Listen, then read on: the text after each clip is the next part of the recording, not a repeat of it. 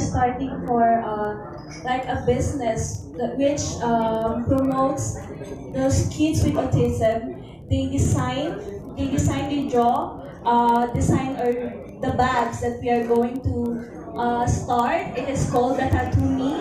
It is posted on social media, but we are not. We will just be starting about it. Pero it is already in the process. So it's always been self-empowerment through education from my Miss Zamboanga to Butia Pilipinas. Then I've always been giving them school supplies and basic math and English for tutoring because like it's really my passion to give this to children because I'm a scholar from high school to college. So I just feel the need of it. So yeah, it's in my own simple ways.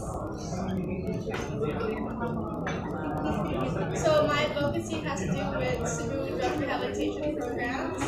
I'm helping them achieve second jobs because I believe they all deserve it because they're overlooked and they're seen as bad people. But I believe I can help them get those certain jobs they want to help their families. So, my advocacy concerns bridging the gaps between tribal communities and the government through inclusive education. And I am very, very grateful to have Mutya Pilipinas as an avenue for me to be able to carry out my advocacy because I think that in order to bridge the gap, we also need to be there for these communities and not to make them feel as if they are separate from modern and urban society, but actually have them to be inclusive because, of course, Philippines is actually a melting pot of different cultures and different tribes, so we have to respect that. Thank you.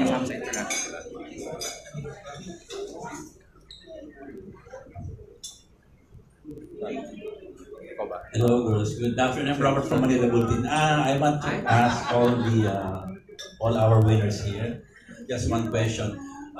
Many people still don't believe in pageantry, ano? So, what is your message to those who still believe that pageantry degrades women? I think that many have this perception about pageantry that it's very superficial, that it judges the only the physical aspect of women. But I think that more than that, pageants allow women to have a voice of influence towards very relevant social and political issues, and this influence can be brought about to many communities from all walks of life because in pageants we not only celebrate beauty but we also celebrate intellect and the unique personalities and experiences that all the ladies have. And honestly, even me, I don't believe in pageantry. Like I started when I was 25. But then I can see that pageantry, it opens opportunity for us, not just with advocacy, but our fields. Even if we're like college degree holders, like we can experience like different fields, like media and other artistry. So I can see that the others that do not believe in pageantry, you just try. Because if you just try for it, like you can see what is really your fault and your field. I can be a manifest of how pageantry really helps women because I myself I experienced the thing that pageantry helps me improve my personality. Not only that, even my dedication for something. And it really helps me to realize that pageantry does not only promote beauty, but it also promotes how beautiful you are within. So yes, if you put yourself in the girls' shoes on the stage, they feel empowered. They feel beautiful, they feel confident. So it's not a bad thing because these women are coming in less confident and they're coming out as beautiful, strong, just super confident and it's beautiful and it's great and you should see the progress of what happens afterwards. Actually, at first, I also don't believe in beauty pageant, but when I came in, like, it's a life changing. I mean, it gained my confidence, and I think with joining beauty pageants, it also like learning to conquer yourself. You feel empowered, not just a woman, but but everyone. I mean, we share some different stories, like our past experience, and I know a lot of people would can relate to all of us, and that feels to be inspired with others. Thank you. Thank you. Hello, good afternoon. Edwin Solen.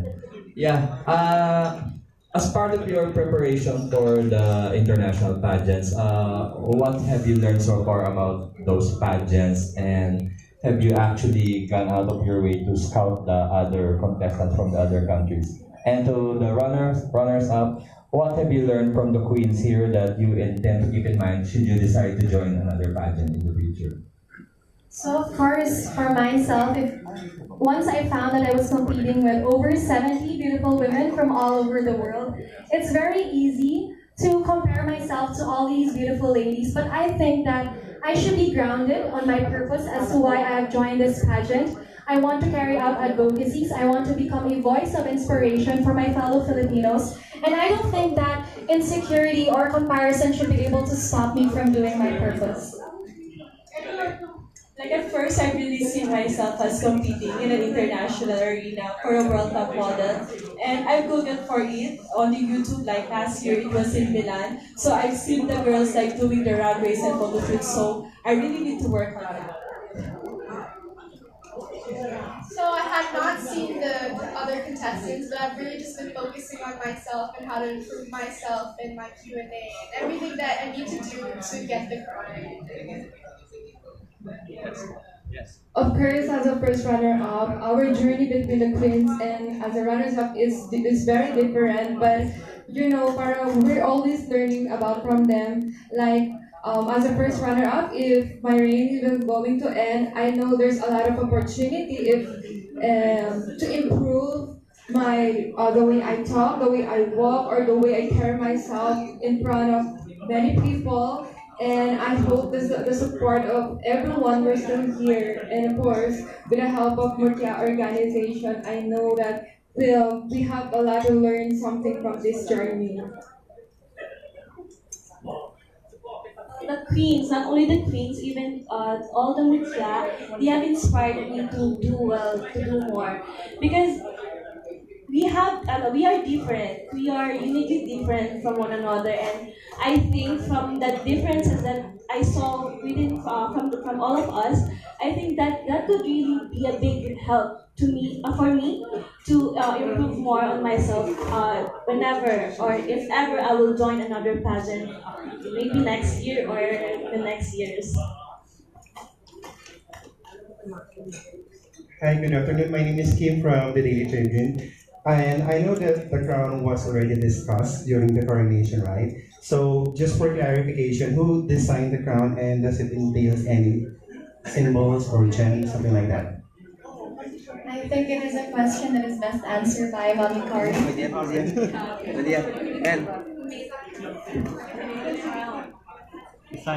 Oh, it was Arnel Papa who designed the crowns. Sorry? Oh, but that's why there are pearls, because Mutia really means pearl or jewel. So he insisted on Philippine pearls. The crowns will evolve. We hope we will have a new set again next year. We keep on exploring and experimenting. But we're happy with what Arnel Papa has done for us. Thank you. Okay, this is just a follow-up question. Okay, girls, you mentioned a while ago about your advocacy, right? Okay, aside from that, what is not known about you that made you a winner? Ano yung, aside from your advocacy, ano ba yung something na about sa sarili mo na hindi namin alam na yung pwedeng nagpanalo sa Me first. Actually, I'm a newbie of this industry. It's my first national pageant, and to be honest, I'm a bit shy to communicate in public. But you know, I still want to explore. I still want to go to my comfort zone to learn a lot of things even before. So I think this is a good stepping stone joining beauty pageants to compare all my weaknesses. Well, I'm actually a newbie in pageant too, but I've learned that I love being on the stage and I love showing people what I can do and what I'm capable of. So that's a little something about how I try to live, just full confidence and show off everything that I have. I also just started pageantry a year ago, but I think what backed up my confidence is my experience in public speaking. So I am a debater, so I enjoy engaging in extemporaneous speaking, extemporaneous dialogue. And I think those skills are very critical, especially in the Q&A round. So I was able to compose myself and think fast and think critically to be able to hit the point of the question. So I just started last year, so I just can see myself like from Pilipili to Buta, like I really want this crown, like the World Top Model, that I can see that I can be the best version of myself to modeling that pageantry. And yeah, just giving my full confidence and working hard for my walk and all the aspects of the pageant. Well, personally, I have scoliosis kasi, and it made me feel insecure about the other girls, especially their body. But it made me realize that it is not a flaw. It is not a problem for me that even though I have scoliosis, I can be on the stage, be with the other girls, and show off what I have to show to the other people. Hi, Attorney Tom, DZRH News Television. I have a question for the runners, not for the queens. Masyado na silang sikat. For the runners up, kaya ano muna, kay first runner up muna. Anyway, para sa inyo na rin isang question lang, no? Kung isa sa mga queen ay natanggalan ng corona, ano ang gusto mong corona? Oh my God! Ako talaga, attorney! Hello, Naku, masama ng tingin nila sa'yo. I think any of the crown because No, isa lang. only one. Yeah, because you're only one. What do you think? Do you think if Asia Pacific fits on me? Do you think World Top Model fits on me? Or Tourism International fits on me? Whatever it is, I'll grab the opportunity, of course. But we are not going to, of course, hindi kami mag-decide. Ikaw. No. We're not going to decide for your title. You have to decide for your own self. Okay. So I'd rather to choose Miss Asia Pacific, of course. It's always the candidate's dream of first joining this pageant, or they always pursue the title. So to be honest, if I've got an opportunity to represent also the Philippines, I'd rather choose Miss Asia Pacific. But of course, it only... Sabi niya, hindi mangyayari yan. Yeah. Also, it can be also World Top Model because of my height, and I do love modeling also. It can be also Tourism International. Yeah. Inubos mo na. Naloka ako sa'yo. Thank you, Cyril. Next. It's really hard to choose kasi... What you want to do? But if I have to choose, I would choose the Asia Pacific as well. Because we would always aim for the top. So that's why I would choose Asia Pacific, and I want to represent Philippines in international pageant. Okay, thank you. Salamat. Next. Good afternoon, I'm Richard Hinola from People's Tonight and Best Magazine. This question is for Ma'am Cory. Before, in the 80s and 90s, Mutya ng Pilipinas is one of the best beauty pageant. Pero nitong mga 2000 na nawala na. Pero nung pumasok ka sa Mutya ng Pilipinas, nag-iba uli ang image ng Mutya ng Pilipinas, lalong naging credible. Yung akin lang question po is, paano niyo po malaganap yung advocacy? Because most of the pageant, pag Q&A, ang dami mga promises, this is my advocacy, this is my promises, this is, wala namang natutupad. Puro lang, yung iba nga internationally awarded sila, pero hanggang dito lang after a year, goodbye. Pero look at Catriona and Pia, hanggang ngayon, advocacy nila continue. So yun yung hinahanap ko sa Mutya na sana magawa simula na ikaw ang humahawak ng pageant. Itong taon na ito, ang dalawang beneficiaries namin ay ang Tuloy Street Children Foundation, doon sa Alabang, kung saan meron silang higit sa 1,000 street children that are being given education and housing and values and attitudes training. And then yung pangalawang beneficiary po namin ay ang PGH Medical Foundation. If you will remember, and I don't know if you will, but when I handled Miss World before, aming advocacy ay PGH Med. Kaya nagpatayo kami sa tulong ng aming kaibigan na si Alice Eduardo, isang wing, a special wing for the immunocompromised cancer-stricken children. Kaya kung pupunta po kayo sa PGH, meron po kaming ward doon. Ang tawag doon ay Miss World Philippines. Yan ang gusto kong sanang mangyari para sa Mutya Pilipinas. Na magpapatayo kami ng isang proyekto na makabuluhan, na makakatulong sa ating komunidad. So give us time, we are working on it. For now, it's street children and the underprivileged sa PGH Medical Foundation. And I'm so proud of you. Kasi pag ikaw ang pumapasok, nagiging sikat na isang beauty pageant. Ay, maraming pong salamat. Expect us to grow. And in Mindanao, I have connections doon. Baka I might invite para doon sa Mindanao. Kasi minsan usually ang mga project na ganito, it's more on Luzon yung talaga. Sige, we welcome all your ideas and suggestions. Thank you. We're here for you. I'm so proud of you, Madam Cora also. Anyway, I'm Edge from Pageantology 101. And the lighter side naman, may mga boyfriend ba or love life ang ating mga empowered women?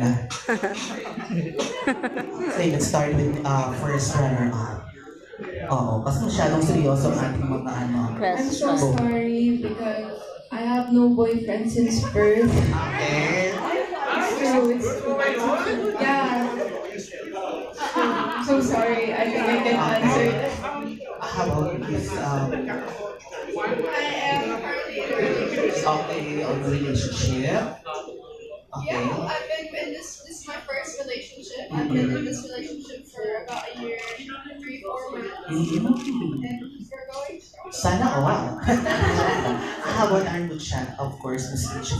So I also have a boyfriend. He's also from Davao City, and he also went to MOA to support me during Coronation Night. So of course, that gave me inspiration and motivation to win the crown. Shala. So I'm single. I am currently in a relationship as well. Okay. Anyway, ito yung question natin. Okay. According to Mucha Pilipinas official Facebook, syempre nag-research ako, di ba? Mucha Pilipinas promotes beauty tourism. So as an ambassador or Filipino representative in international stage, what is the first thing you tell your co-candidates about the Philippines?